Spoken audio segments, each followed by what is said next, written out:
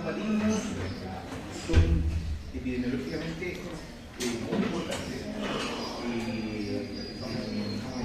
Afortunadamente los traumas menores son los más frecuentes, pero a veces son tremendamente difíciles de abordar desde el punto de vista de salud pública. Esto ha creado incluso consensos internacionales para poder enfocarse en cuándo tomar una radiografía o cuándo tomar algún examen que valide ciertos diagnósticos, y porque es tal la cantidad de gente que consulta por algunas lesiones que si tuvieran los recursos, este gasto en ese recurso sería tremendamente grande. Uno de estos sistemas identifica muy bien las decisiones internacionales del protocolo de Ottawa. Por ahora digamos general, así que no es necesario que lo tomen. Que se creó en Canadá este lineamiento internacional para ver cuándo enfrentar una lesión de tobillo, que es el equivalente al 40% de las consultas traumatológicas a nivel de urgencia en el mundo.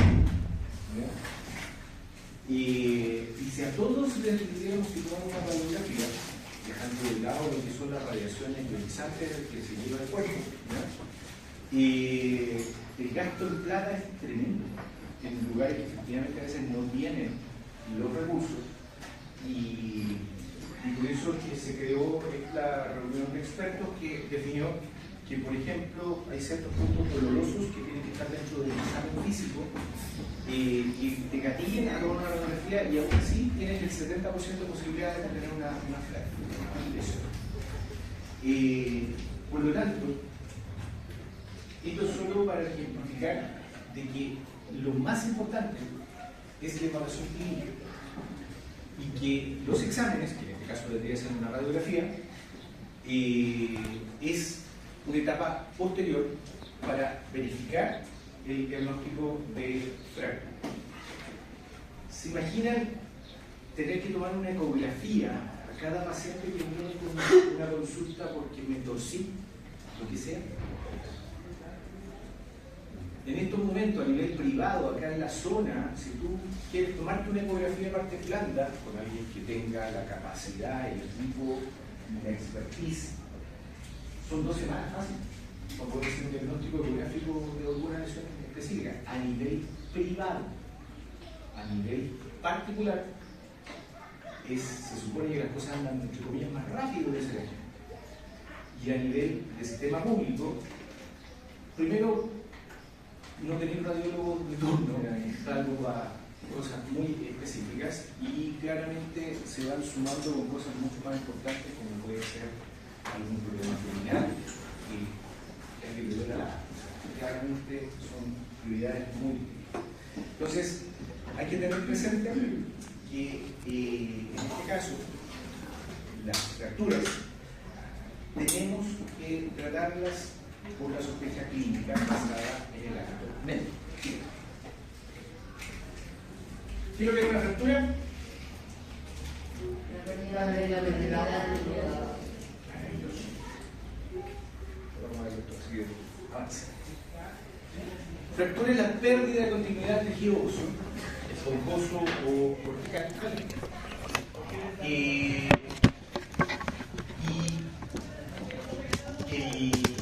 El traumatismo va a superar en energía la resistencia del hueso y lo va a lesionar. Frente a cualquier fractura que yo estoy sospechando, tengo que concentrarme en 2 conceptos. Uno es el rasgo y el otro es el foco de la fractura. Rasgo es hacia dónde se dirige el dibujo de la interrupción de continuidad, ¿ya? Y el foco es donde en ese hueso sucedió el trauma, ¿ya? Por ejemplo, si yo me caigo de rodillas, ¿dónde voy a tener el rasgo si la fractura es una fractura de rodilla?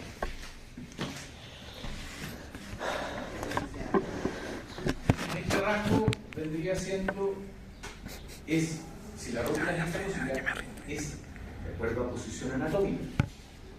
¿Transverso o longitudinal? Transverso. ¿Ya? Por lo tanto, voy a tener la lesión acá en la zona y voy a comprometer directamente esta área en un rasgo transverso, o sea, se partió la rótula en dos. ¿Dónde está el foco de mi fractura? En la misma parte. Por lo tanto, en traumas directos, en donde tengo la lesión enfocada, el rasgo y el foco van a ser exactamente iguales. ¿Ya? Acá, el abuelito se cayó, apoyó la rodilla y esto se quebró aquí arriba. ¿Dónde está el foco de la fractura? Foco de la fractura.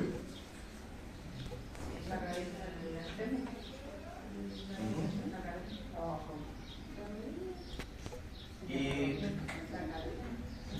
El foco de la fractura. Aquí se quedó. El cuello. ¿Ya? ¿Y dónde estaría? ¿Cuál sería el rasgo de esta fractura? ¿Tan transverso como eso? Oblicuo. Rasgo oblicuo, foco en el cuello femoral. Aquí, esto se lo puse como ejemplo, pero no son ejemplos de esto, sino que de los mecanismos. El mecanismo directo, la lesión va a estar asociada a donde yo cometí la lesión y va a estar asociado habitualmente al foco traumático. Mecanismo indirecto, la lesión fue un golpe en la rodilla, transmisión de energía, la cabeza queda fija en el acetábulo y el fémur, por mecanismo de cizallamiento, quiebra. Mecanismo directo, habitualmente el foco es el mismo. Mecanismo indirecto, el foco de la fractura va a ser distinto a donde yo aplico la energía. ¿Les queda más claro así? Y el rasgo es para dónde corre la lesión.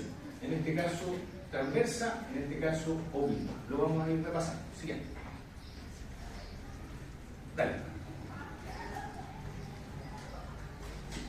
Hay signos patognomónicos de fractura.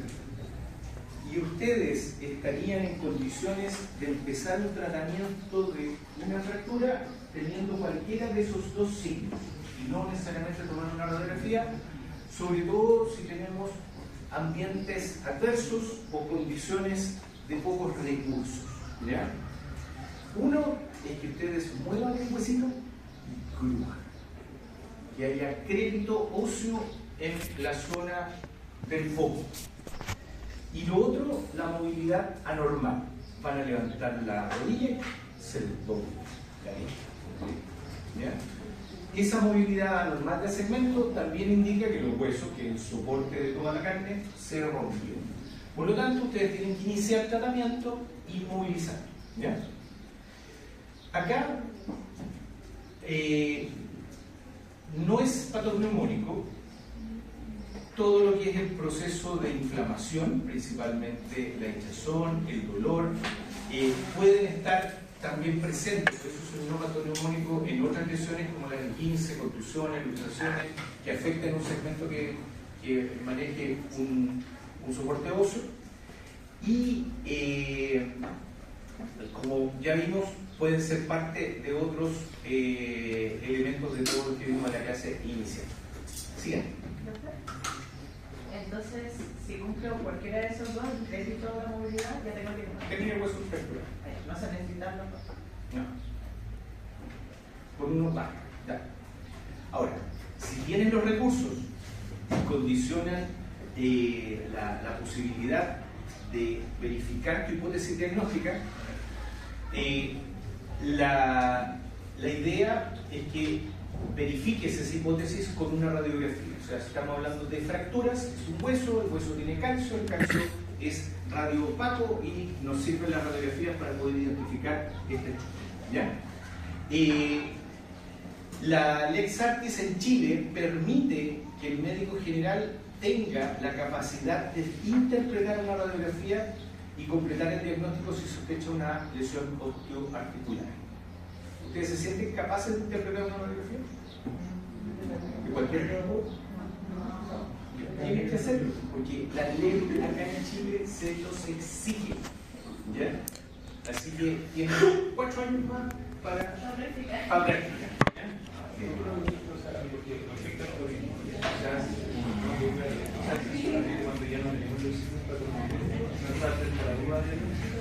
No, cuando si quieres y tienes los recursos, confirmar tu diagnóstico o estás dentro de un contexto anamnéstico y examen físico que pudiera haber una fractura de base. ¿Por qué? Porque hay fracturas que, lo vamos a ver después, no se desplazaron, quedan contenidas con el periósteo o con los tejidos blandos y no se mueven, no crujen. Y hay fracturas que se impactan incluso, por lo tanto el hueso queda estable. Por lo tanto no voy a tener ni el movimiento patológico ni la crepitación. ¿Ya? Así que por eso el diagnóstico definitivo lo vas a ver aquí. ¿Ya? Pero si encuentras cualquiera de los dos, tienes que empezar el tratamiento, que en este caso es la inmovilización. ¿Ya?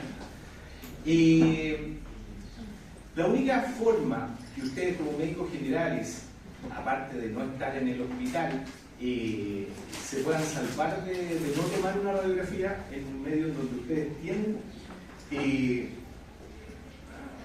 ahí nadie se los va a cuestionar, pero si ustedes tienen el recurso, y ese es el problema de las grandes clínicas y lo que ha encarecido también la medicina en China en el último tiempo, si tú tienes el recurso, tienes que ocuparlo, independiente que lo necesites o no lo necesites, pero si tienes el recurso y algo pasa y a ti dije, pero ¿para qué le vamos a tomar Priscan?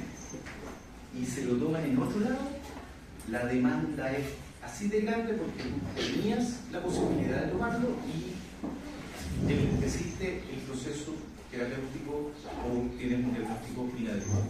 ¿Ya? Pero si no tienes el recurso, nadie te puede culpar de que tu diagnóstico se dilató o no se pudo hacer en forma completa porque no tenías el recurso. ¿Ya?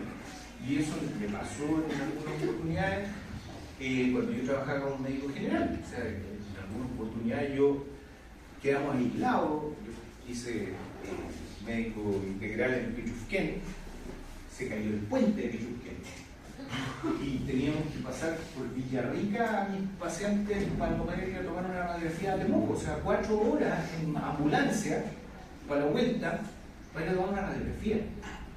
Entonces, en su momento partíamos con tratamientos y organizábamos todo al otro día. No te podías quedar sin ambulancia tampoco.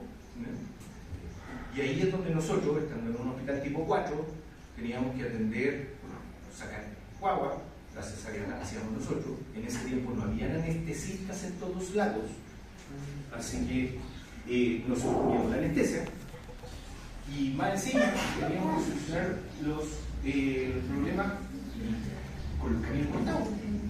O sea, en ese tiempo era bastante la adrenalina que brotaba cuando uno hacía estas cosas. De hecho, una de las épocas de las cuales más estudié en mi vida, cuando ya estaba recibido y la responsabilidad era sola mía. Bien, ¿cómo debe ser una radiografía? Esto sí es pregunta de prueba.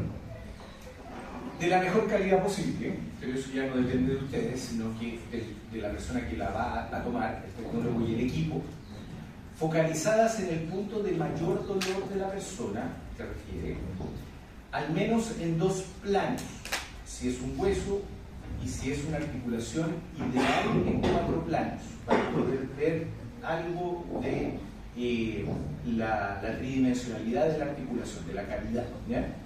Pero por lo menos en 2 planos cuando ustedes están sospechando una fractura ósea que no tenga compromiso articular.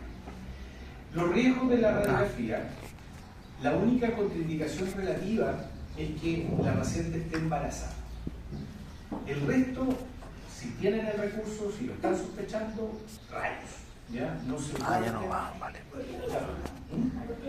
Porque no hay ningún estudio que avale que la exposición a rayos en seres humanos sea condicional de malformaciones, abortos o, digamos, teratogenia por el uso de rayos, ¿ya?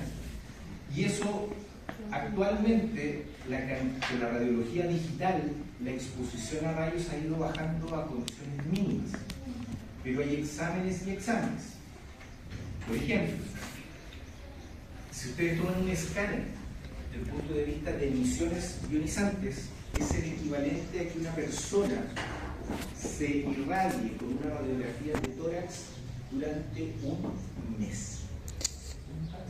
Un TAC equivale a 30 radiografías de tórax. Por lo tanto, ustedes tienen la responsabilidad también de si vale la pena o no vale la pena tomar un escáner en esa persona.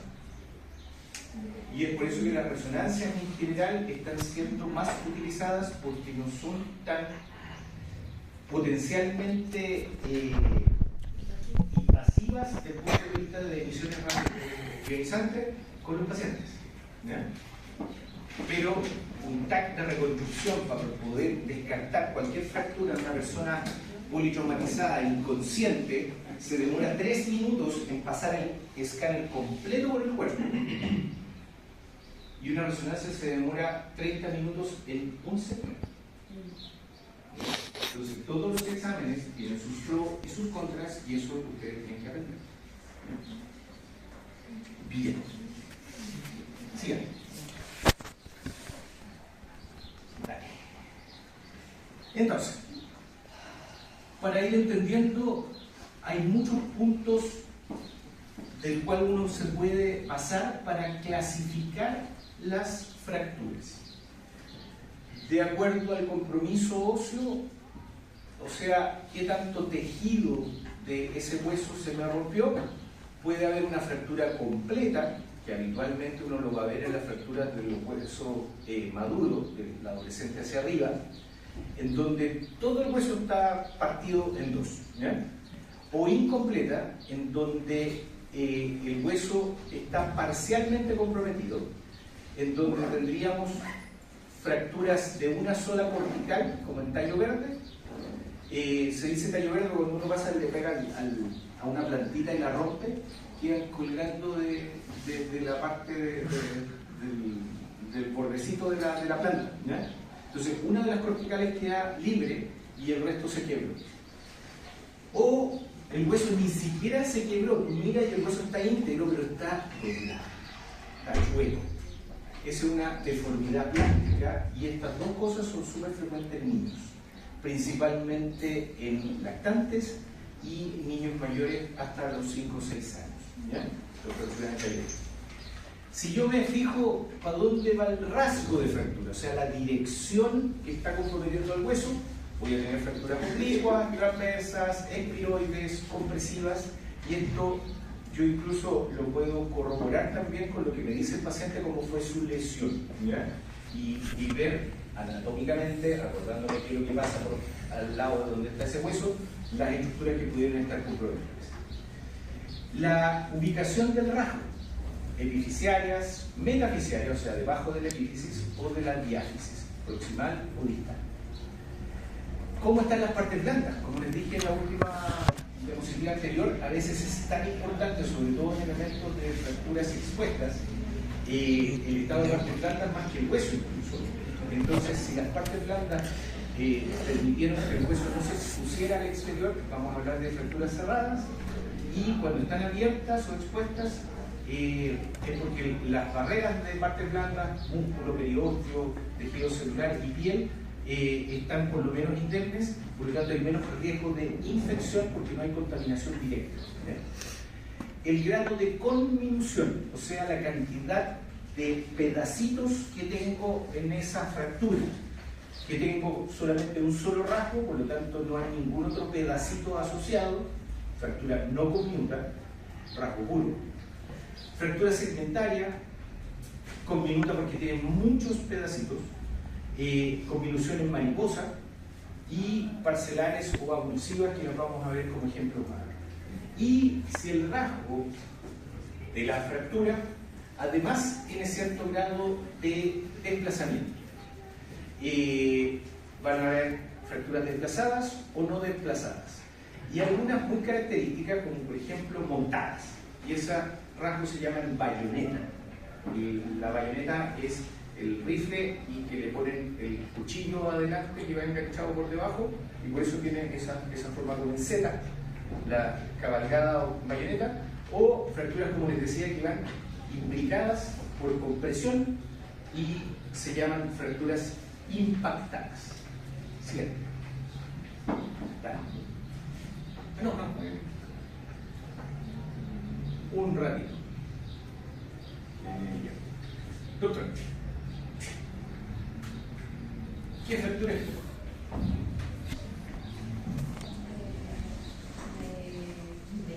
¿De radio? Radio, sí, si caminas de mano.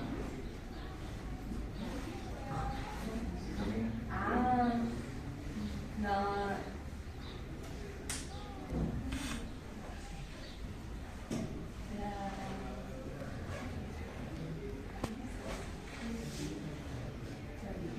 De la tibia, porque se saca la tibia. No, la tibia. ¿Qué tipo de fractura es? Describe.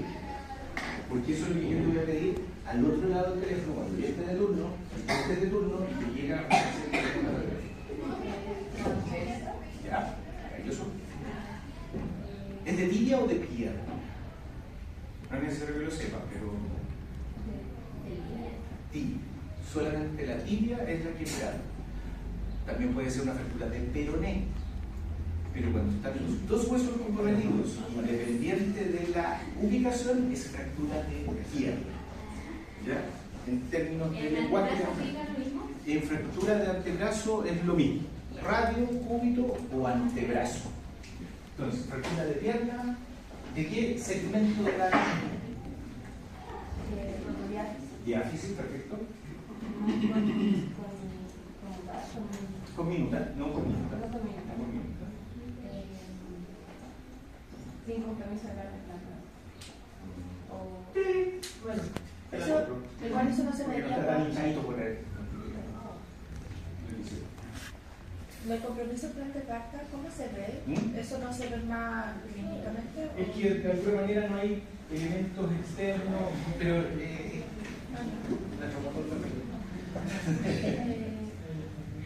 pero habitualmente con una radiografía no vas a ver el compromiso de parte plana, si le tomáis fotos.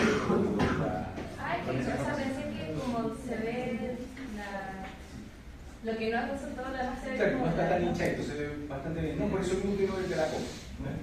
Sí, creo que es sin desplazamiento. Perfecto. Porque está muy... ¿Cuándo hablamos de una fractura desplazada? ¿Cuándo hay un foco desplazado? Cuando se pierde de la mente aproximada, ya no. Eso es un desplazamiento completo. ¿Ya? Pero cuando hablamos de una separación de más de 2 milímetros, hablamos de fractura no desplazada o desplazada. ¿Ya? 2 milímetros. ¿Ya? La separación del foco, el desplazamiento puede ser parcial en cualquier momento o completo, como lo define acá el colega. Perfecto. Dígame usted, ¿qué tiene?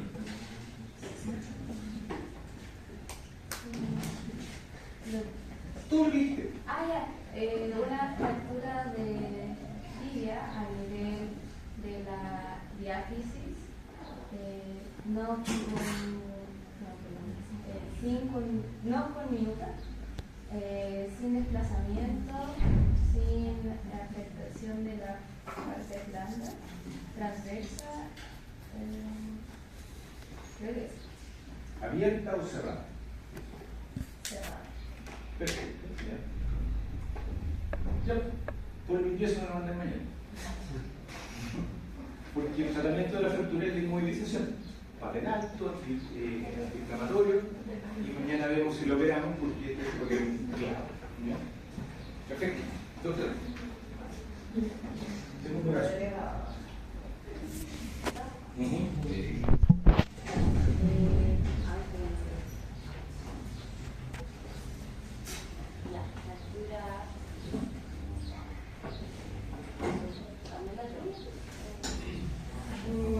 No se ve nada, un hueso largo. fractura de milímetro, el lipo.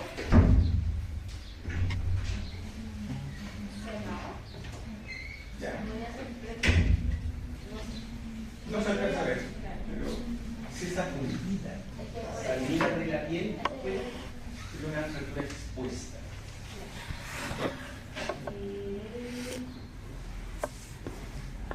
De la diáfisis,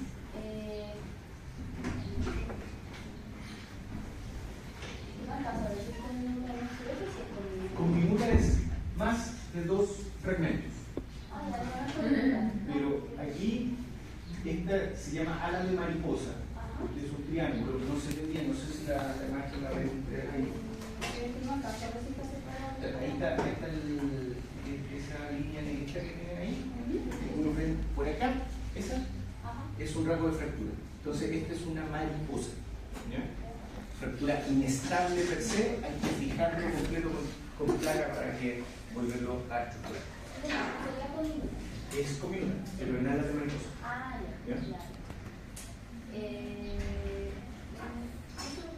Bien, perfecto. Dos turnos. Ah, y desplazado.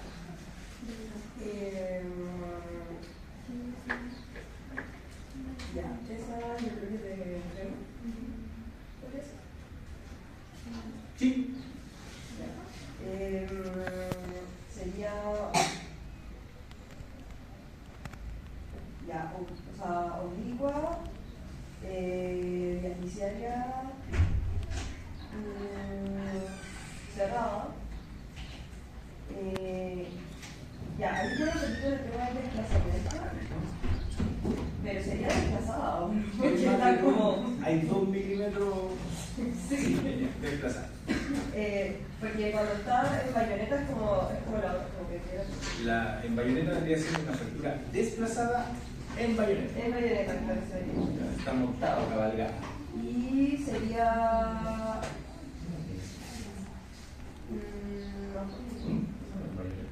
No. No. Sería como, estaría más medio para arriba. Exactamente, estaría montado. O sea, un desplazamiento completo de la diálisis y acortado. Y sería. Para que sea con minuta tiene que ser más de. 2 fragmentos. Entonces serían 2 con minuta. Perfecto. Y compromiso óseo sería completo. Bien. Perfecto. Sácalo el leso.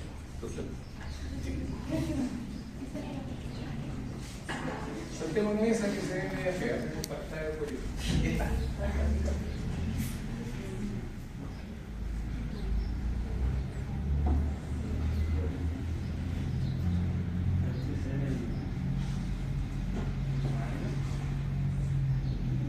Me tinca que es la tibia distal, pero no es una fractura completa. Ahora, eso es lo otra cosa que es tremendamente importante de las fracturas. Cuando ustedes pidan una radiografía, si es un hueso, la radiografía les tiene que mostrar la articulación proximal y la articulación distal. Si no, está mal tomado, porque pierden visualización de todo el segmento. ¿Ya? Una articulación tiene que haber parte, por lo menos, de la diáfisis del hueso de arriba y el hueso de abajo, ¿ya? Para que tenga la visión de toda la articulación. Así que esa radiografía, yo le digo al tecnólogo, ¿qué pasó? No, que se me cayeron las placas. Bueno, entonces toma de fotitos para arriba y fotitos para abajo y armamos el hueso en la pantalla. No, era lo mismo que pensaba que quizás la anterior-posterior y la lateral sí, pero la oblicua también se tiene que medir eso. Exacto. Una fractura completa de aquí y Bien. parece que es conmigo. ¿Con disminución? Sí. Bien. Ahora, ¿cómo es oblicua o es un espiroide? Las espiroideas son como una S, ¿ya? Y la oblicua es recta. Esa es la diferencia. Parece ser que es cerrada. Bien. Pero eso lo van a ver en la clínica, cuando no vean sangre para afuera, no hay energía asociada. Cosas que son importantes que se vayan dando cuenta ahora. La descripción que yo me tengo que hacer al otro lado del teléfono tiene que ser completa. ¿Ya? Y tiene que estar sumado con el nombre de la paciente, la edad de la paciente, la patología previa de la paciente, mecanismo de lesión y lo que yo encuentro con la radiografía. ¿Ya? Pero este pregunta así, tal como lo veo. Doctora, ya que lo dale. ¿Cuál es la diferencia entre condilosa y segmental? ¿Lo que no lo veo? Dale, definitivamente. Aprovecha.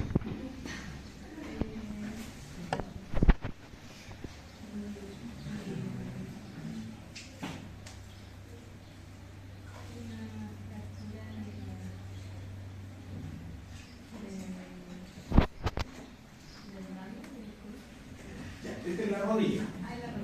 ¿Ya? Entonces, fractura de peroné. O sea, es una fractura de pierna. ¿Ya? Probablemente le pasó el auto y está marcadita la rueda del auto encima de la pierna. ¿Ya?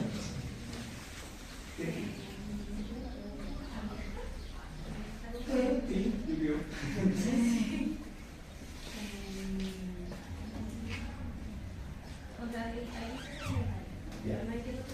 Es segmento, segmento proximal, segmento distal, segmento intermedio. Eso significa segmental, o sea, hay un pedazo de hueso entre medio de las dos cosas. Identificar. El ala de mariposa sería también segmentaria, pero en vez de ser un segmento tubular, es un segmento intermedio en ala de mariposa. Las dos son segmentarias, porque hay un pedazo entre medio. Y la convolución son todos estos pedacitos de hueso que están molidos. O sea, puede ser segmentaria con... Segmentaria si tú identificas un pedazo de hueso del segmento que está separado del otro. ¿Te queda más o menos claro? ¿O todavía no? Ya. La misma pierna, acá. Esta es una fractura transversa que no tiene nada más que ese foco. ¿Ya? No tiene un foco más arriba ni más abajo, entonces no hay un segmento afectado entre medio que se corra para el lado. Entonces, segmentaria cuando hay un segmento identificable entre medio. ¿Ya? Esta también sería segmentaria, pero en ala de mariposa. ¿Ya? ¿Está desplazada o no desplazada? ¿Desplazada? ¿Tiene más de 2 milímetros? ¿No? Sí. Doctora, créale lo que usted está viendo. Sí, porque está todo desarmada. Bien, perfecto. Doctor. ¿Sí?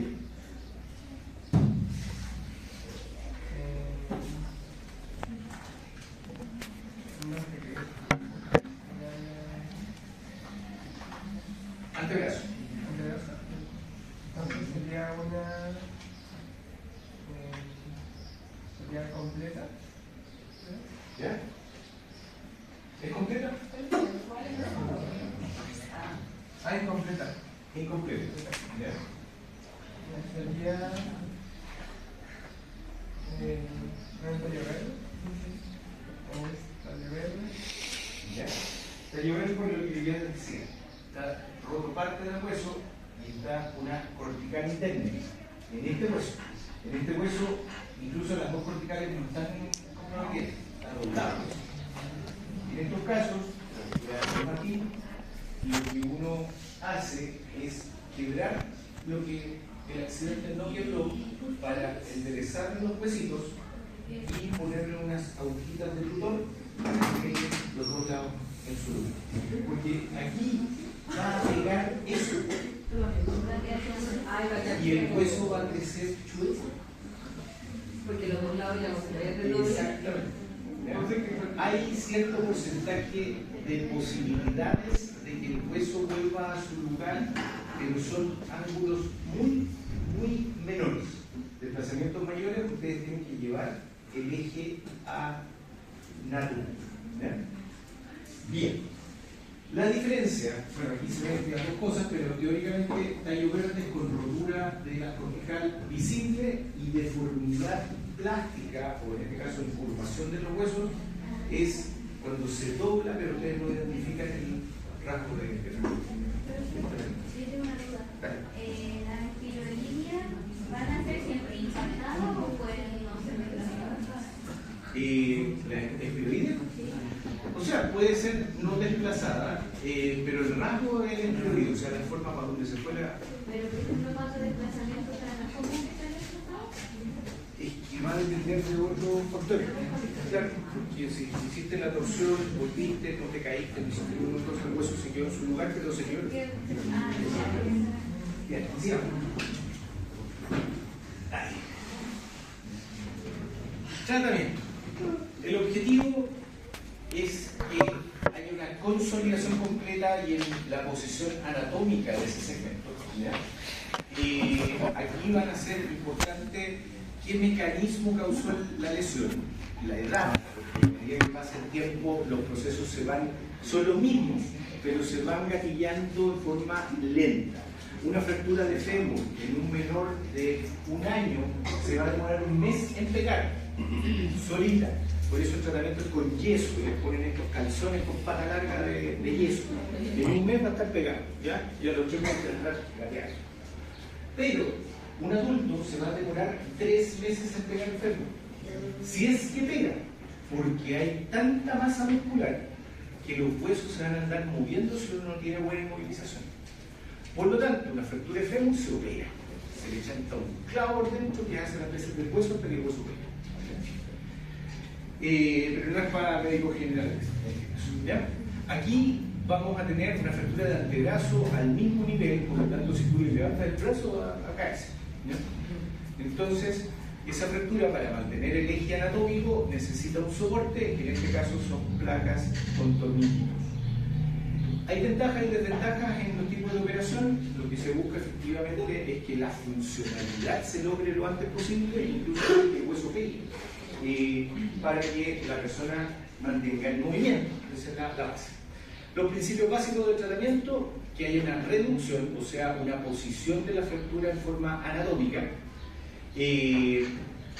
la estabilización para que ese hueso que uno redujo se quede donde lo dejé, y eso puede ser con elementos externos, como puede ser el yeso, o elementos de osteosíntesis, osteohueso síntesis de unión, para ya sea internos o externos, que son todos estos elementos de plaquitas, tubitos, agujas y todo lo que nosotros nos gusta por aquí. El estímulo funcional es básico, el movimiento es necesario. ¿Para qué? Para que el músculo se mantenga sin atrofia, para que el cartílago viva. Por lo tanto, yo necesito estar moviendo todos los segmentos que no están involucrados en la lesión o no están involucrados en el movimiento que yo quiero evitar de ese segmento, tienen que seguir moviéndose. Por lo tanto, tengo que tener una inmovilización adecuada, pero no completa de los elementos que a mí se me ocurren, sino que tengo que solamente quitar el dolor y mantener la estabilización, pero ojalá manteniendo el estímulo funcional. Típico, abuelita que se cayó de una fractura de coles, de una fractura impactada, le hace la reducción, le pone el yeso y la abuela a los 2 días así la mancha.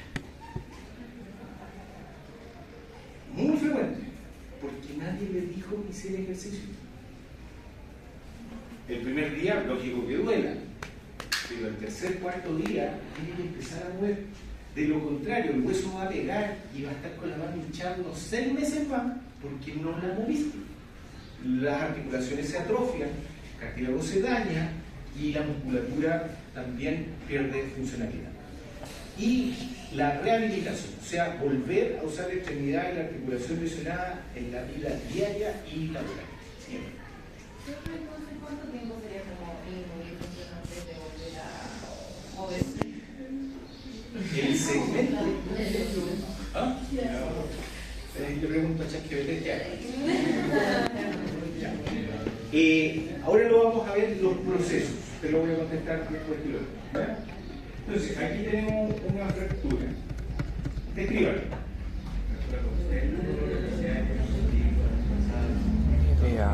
Perfecto, y aparentemente no abierta, pero casi. ¿Qué hago? Lo llevo así a la puerta. Inmovilizar. Lo reduzco, ¿ya? ¿Cómo lo hago? Lo tracciono para que el periosteo no roce. El hueso en sí no va a doler. La parte blanca sí. Entonces, si ustedes traccionan, separan y van a acomodar el huesito del suelo. Y después colocan cualquier cosita que mantenga ese hueso en su un par de palos de escoba, algunos cartones, lo que sea para mantenerlo y se lo llevan al doctor. Y en el momento tomarla y tirarla y... Supuestamente tú tienes un conocimiento anatómico, pero si me toca a cualquier hijo de vecino, claramente puede ser riesgoso, porque no hay mayor peligro que un tonto con iniciativa. Pero si tú tienes conocimientos, efectivamente vas a tirar, y claro, si la pata se te pone blanca, es porque a la arteria está comprometida, la predicante tenés que volver a reducir para que la patita vuelva a... pero se mueve a... Pero tu obligación para trasladarlo es llevarlo a posición anatómica. Y ahí lo inmovilizas. Y ahí lo trasladas. Y en el traslado... ¿A quién le gusta la urgencia?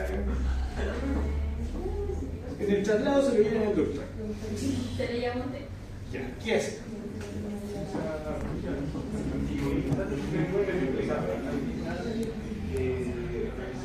En este caso, claro que una fractura, lo primero que haría es que no fuera tan evidente.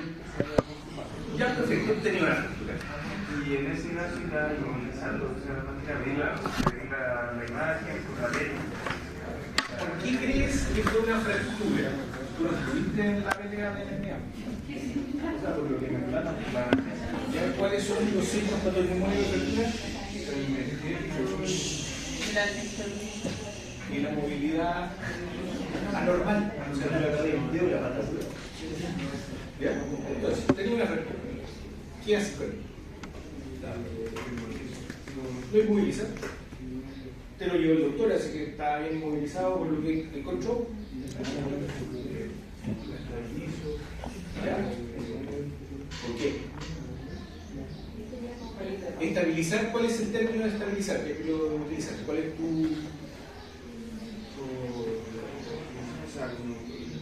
movilidad? Perfecto, que no se mueva más, ¿ya? O sea, si la estabilidad que te trajeron es buena, la puedes ocupar mientras tanto, hacer la siguiente etapa de tu evaluación. ¿Qué haces con el paciente? Analgésico. Analgesia. El paciente va a estar, ¡doctor, no mueve! ¿Qué voy a hacer con la pierna? Amputarnos, apo. ¿Ya? Tenés que bajarle la intensidad del dolor. Entonces, antes de mandarlo a radio, sédalo. Ponle analgesia. La mejor analgesia es lo que hizo el doctor en el ring. Agarró lo que pudo y después el huesito más o menos quieto. ¿Ya? Si no es suficiente, esa inmovilización no es adecuada, no es suficiente. ¿Ya? Pero la inmovilización bien hecha es analgésica pura. ¿Ya? Y los sedantes, manejaste la analgesia, si lo básico de Hopper, y de ahí a rayos. ¿Qué radiografía pides? Fractura de pierna.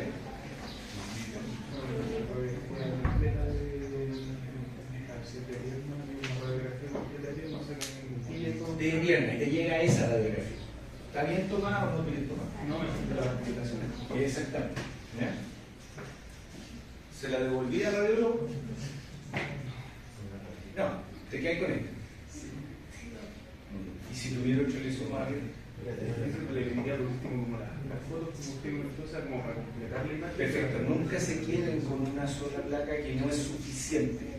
O se la toman en el momento o se la toman al día siguiente, pero efectivamente evalúen todo el segmento. ¿Ya? Pero mi criterio está muy bueno. Bien, ¿qué más hago? Doctora, ya más.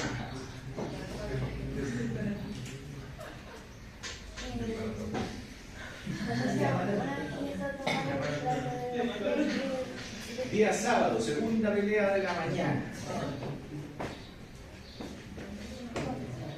O sea, son las 11 de la mañana cuando te llegue. ¿Qué haces? Ya le inmovilizaste, ya le pusiste analgesia, ya sabes que es una fractura y la describiste. ¿Qué haces?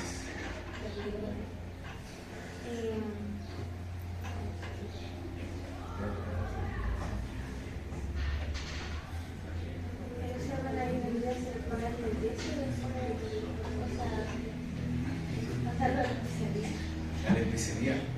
Diga, sábado 11 de la mañana. Bien, doctora, qué bien. Mejorar la inmovilización, ya que estaba con la inmovilización anterior, ponerle un yeso y eso, ver el tratamiento a seguir, si es solamente con yeso, ver la edad, si es que es un paciente joven, cuántos años tiene, si ya es un adulto mayor, ver el tema de mandarlo a especialista. Mandarle a especialista porque él tiene conducta de riesgo y al final va a seguir así. Perfecto. ¿Ustedes lo van a operar? No, pero Por lo tanto tienen que derivar. Si no lo van a derivar en el momento, por las razones que sean, porque están muy lejos, porque están aislados, porque efectivamente no hay especialistas después de vacaciones, ¿qué hacen con el paciente? ¿Lo mandan a la casa? ¿Qué hacen con el paciente? Lo diría a un hospital que sí tenga las condiciones donde pueda ser Eso. tratado. Y en el peor de los casos, ustedes, porque están tipo 4 abandonados, lo meten para adentro. ¿Por qué? Porque hay complicaciones de estas fracturas. ¿Ya? No es objetivo de la clase, porque va a tener una clase de complicaciones en el traumatismo, pero puede haber necrosis, puede haber daño vascular, pueden haber cosas que efectivamente necesiten modificar las condiciones de evaluación del traslado. ¿Ya?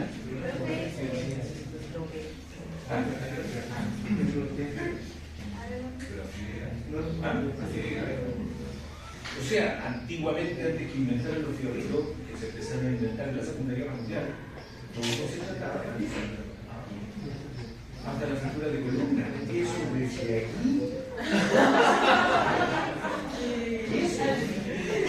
Creo que una cosita cuando dice meterlo adentro se refiere a hospitalizarlo. Pues va a manejar la analgesia, va a revisar las posibles complicaciones vasculares.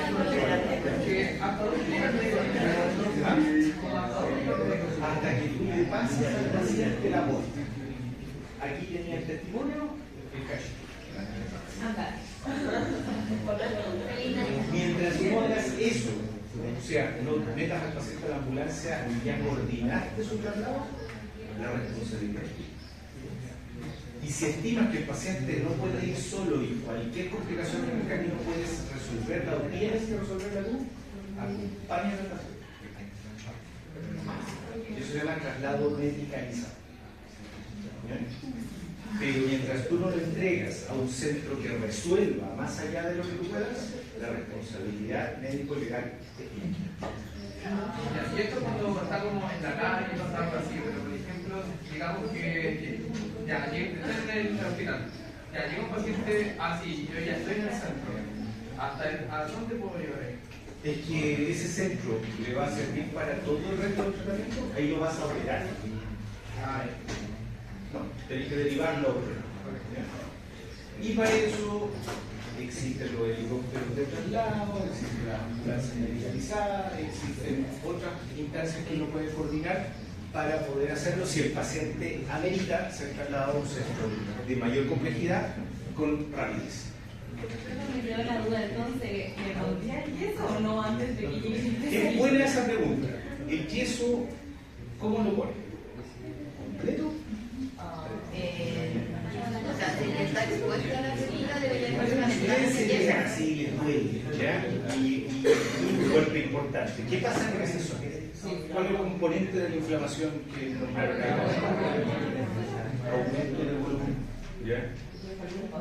Por lo tanto, toda inmovilización es una inmovilización que permita que el proceso inflamatorio se ejecute. Por lo tanto, son yesos abiertos, o sea, ponen el yeso y lo abren completo, o ponen medio yeso, que se llaman palmas de yeso. Diagnóstico, que lo hicieron maravillosamente, las lesiones asociadas cuando hay, en este caso no había, radiografía simple, analgesia, definir si hay hospitalización, la inmovilización provisoria y traslado de vida. Así que un aplauso a todos ustedes que lo hicieron maravilloso. Sí, bien. ¿Cuándo debo derivar? Casi siempre. Edad avanzada, fracturas dispuestas, siempre. Fracturas articulares, porque ustedes no las van a solucionar, aunque les quede muy lindo el yeso, pero las fracturas articulares, lamentablemente, la reparación de una fractura que afecta a una articulación tiene que ser estable, firme y habitualmente quirúrgica. ¿Ya? Así que partan con esa condición. Si la superficie articular está comprometida, voy a tener que mandarlo a un especialista hasta que él me diga lo contrario o haga las indicaciones. Fracturas patológicas, porque en realidad cuando un hueso se quiebra, cuando no debería quebrarse, como por ejemplo esta bolita del balón de gas, en general tengo que buscar qué le pasó, y si no tengo los medios para seguir la investigación, voy a derivarlo.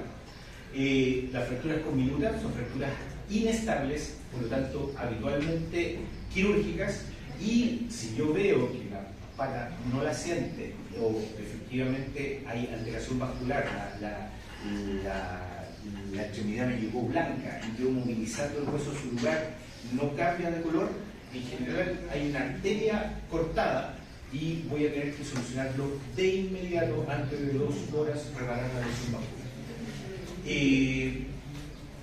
Procedimientos y variables, ¿ya? Como médico general tengo que saber interpretar y describir una radiografía simple, saber inmovilizar una fractura para su traslado, manejar inicialmente la fractura expuesta previa a su traslado, derivar o al menos consultar al especialista por toda fractura que cumpla con los criterios que tenga.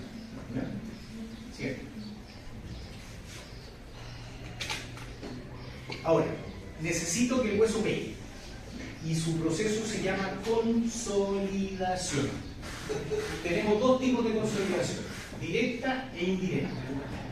La directa es cuando los conductos de Havertz están tan pegaditos, o sea, fracturas no desplazadas, en donde el osteocito es capaz de tocar el osteocito al otro lado del foco, que se puedan juntar y hagan la continuidad del hueso, ¿ya? Sin desplazamiento, o cuando yo lo pego hay una osteosíntesis anatómica, ¿ya? Y ahí va a haber una comunicación de canal de Havertz a canal de Havertz. Pero la gran mayoría, la consolidación es indirecta. Hay una formación de un elemento que se llama callo óseo, punta de prueba, en donde voy a tener distintas etapas y voy a aprovechar el hematoma fracturario, o sea, la misma sangre que sale del hueso, va a quedar contenida en este elemento que se llama hematoma de fractura. Los fibroblastos de ese hematoma van a empezar a crear una matriz cartilaginosa que se va a ir endureciendo, interrumpió el audio, estabilizando en sí misma, y van a crear lo que se llama un tejido cartilaginoso o callo blando, ¿ya? Esto habitualmente va a ser entre las 2 primeras semanas de fractura, ¿ya?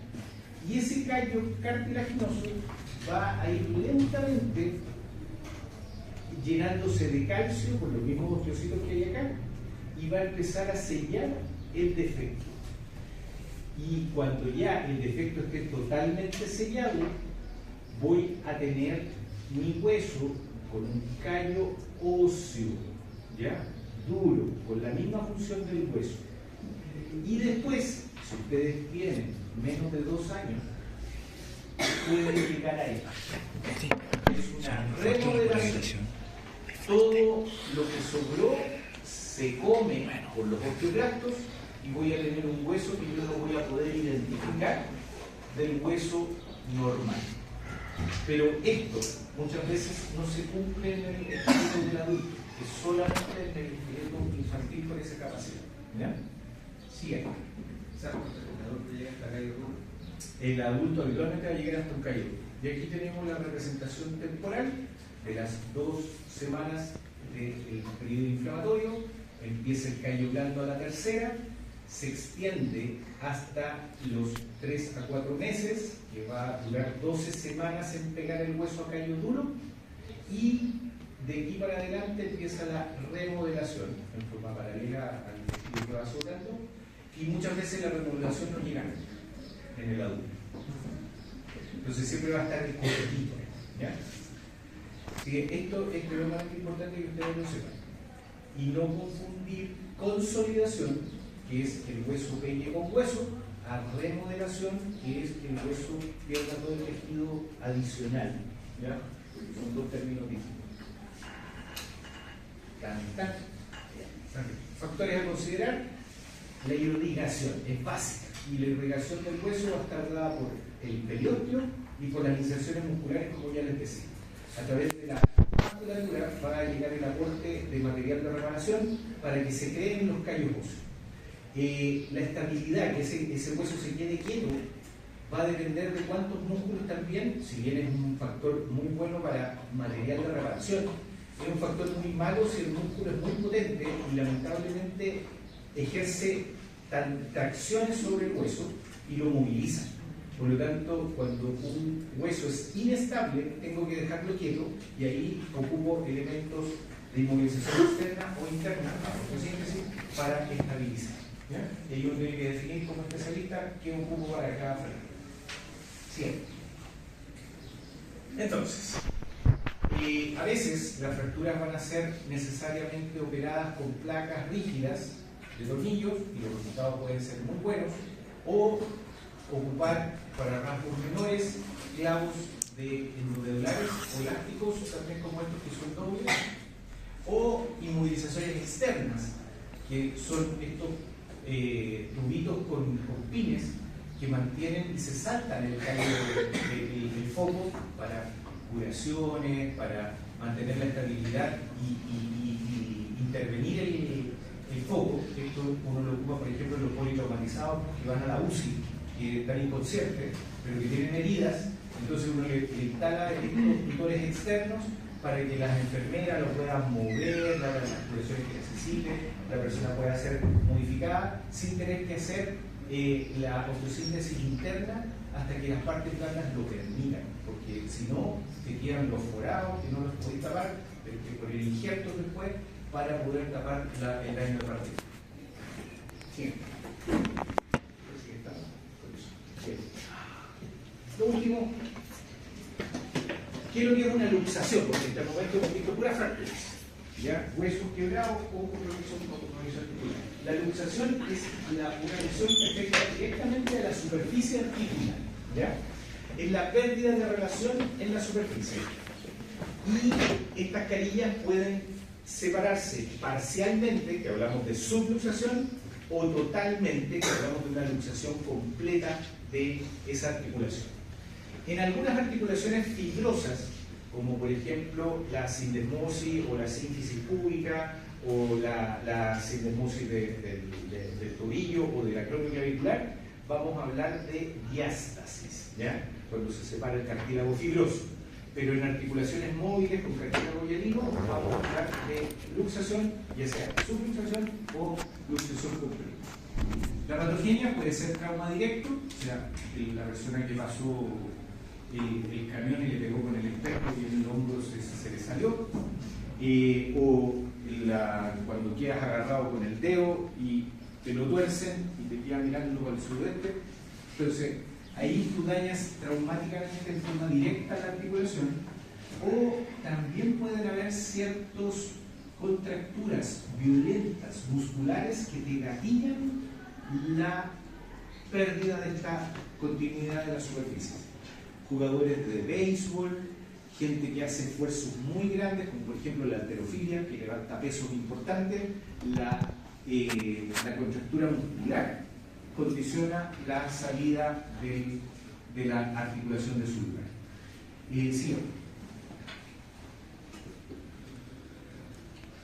Acá tenemos los mecanismos: trauma directo, golpes digamos con velocidad en algún punto de apoyo, Los traumas indirectos, caídas, apoyos mal hechos en una zona que hace palanca sobre la articulación, ¿ya? Y contracturas musculares violentas como pueden ser en deportes que necesitan mucho peso.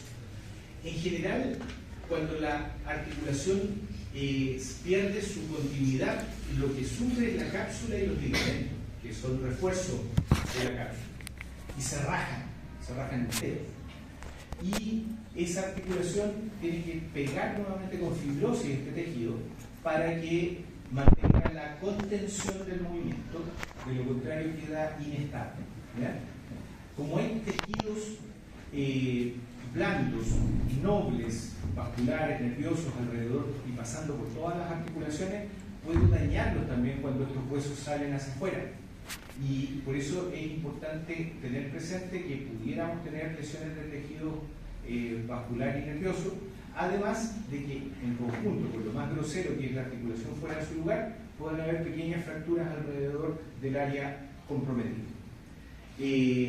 Hablamos de fracturas iatrogénicas cuando uno es muy entusiasta en hacer cosas y lamentablemente no tienes esos cuidados para las maniobras de reducción y eres tan bruto para hacer las cosas que efectivamente puedes lesionar secundariamente, o sea, dentro del acto médico pudieran haber lesiones en este tipo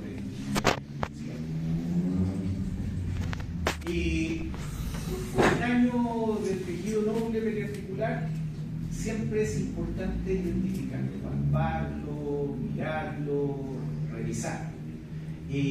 Siempre, después de cuando están evaluando una luxación, tienen que ver si hay pulsos vitales, que pueden estar comprometidos los nervios y hay casos por afección de estructuras vasculares o de nervios, haciendo praxias. Y es importante que cuando ustedes vean la lesión, el desplazamiento hacia estructuras nobles, como por ejemplo la luxación lateral del codo, se afecta el nervio cubital, ir a identificar los signos que pudieran dar estos nervios a distal para tener lo presente cuando yo voy a hacer mis maniobras de reducción, ¿ya? Reducción de pulso y sensibilidad por reducción, porque esto tiene que ser antes y después de mis maniobras, porque con la reducción puedo apretar el nervio que yo mantengo y tengo que volver a pulsar el codo para volver la sensibilidad o la vasculatura. Y por eso tengo que revisar esto antes y después de mis maniobras y siempre revisar con radiografía para confirmar que los huesitos están en su lugar, ¿ya?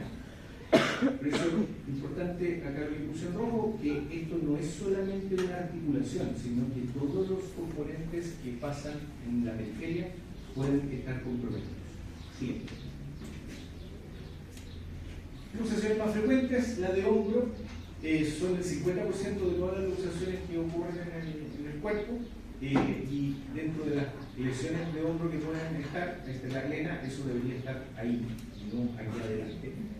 El 95% de las lesiones van a ser estas, las glenohumerales, ¿ya?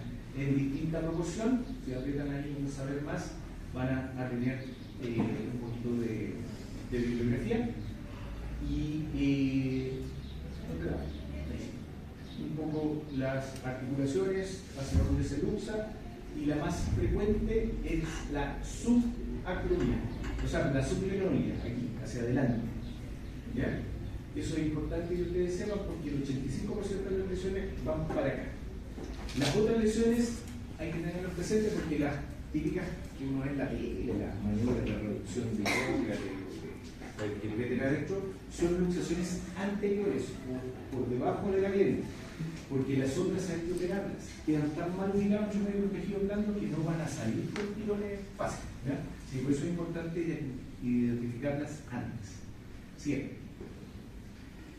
Y cuando se sabe la relación de la glena con el húmero baja y queda una imagen cuadrada que se llama hombro en charretera. Las charreteras son estos adornos militares que se ocupaban antiguamente y que son cuadrados.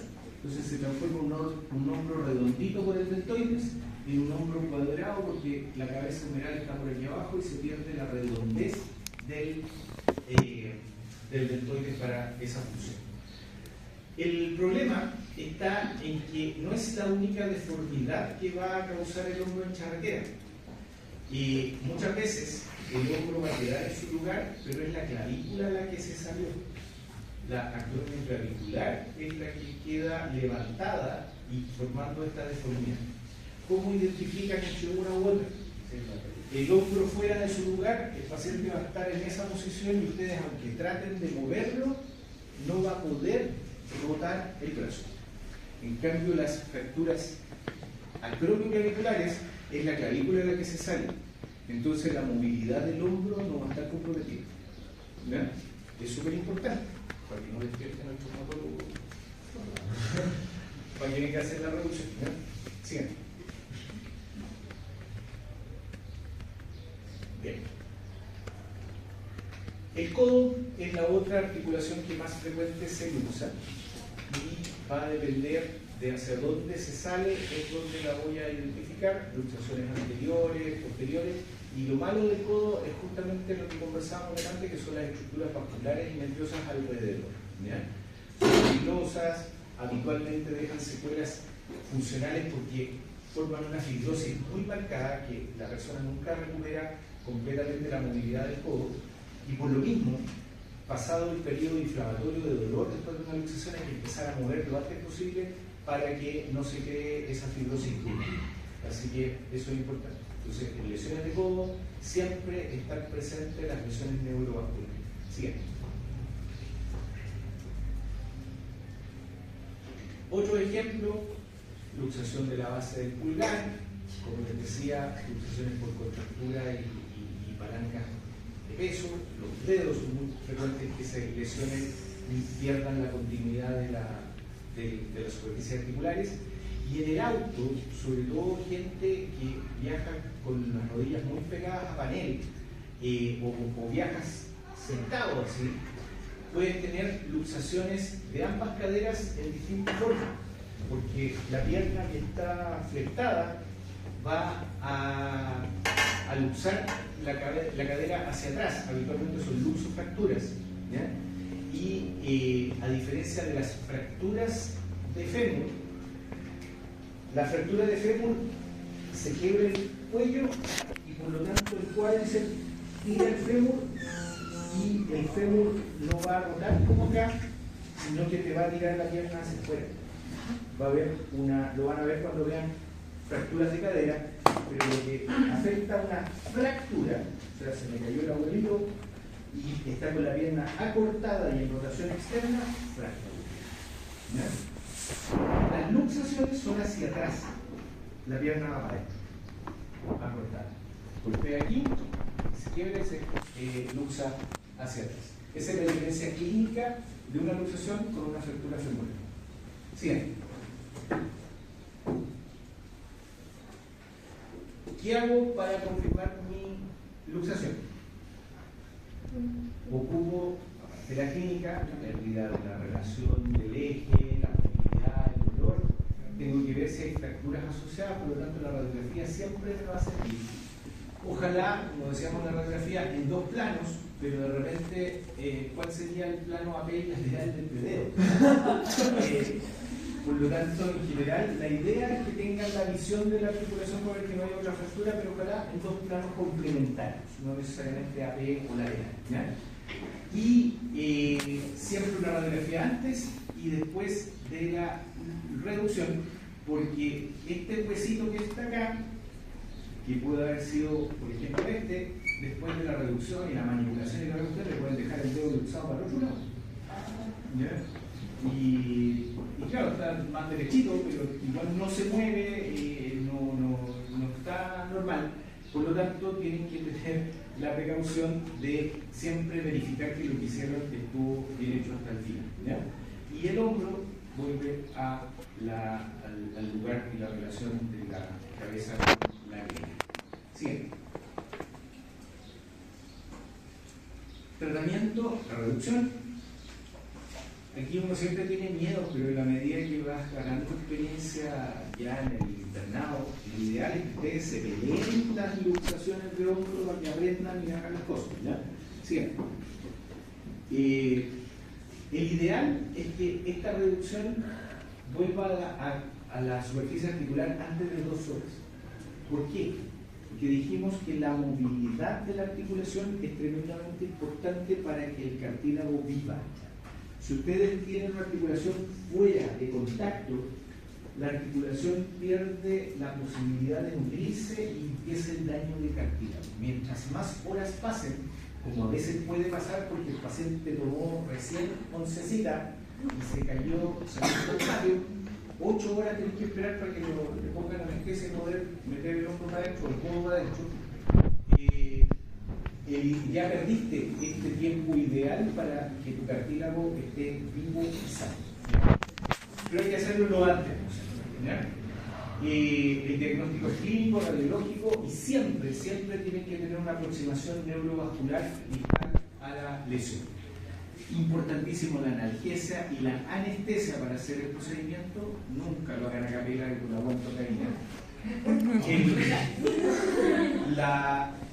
Principalmente porque el paciente va a oponerse a que lo muevan.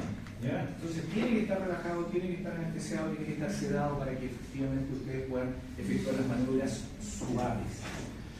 Las maniobras de reducción tienen que ser firmes y suaves, planificar de acuerdo a la clínica y radiología para dónde tengo que mover y no empezar a mover el hueso. ¿Ya?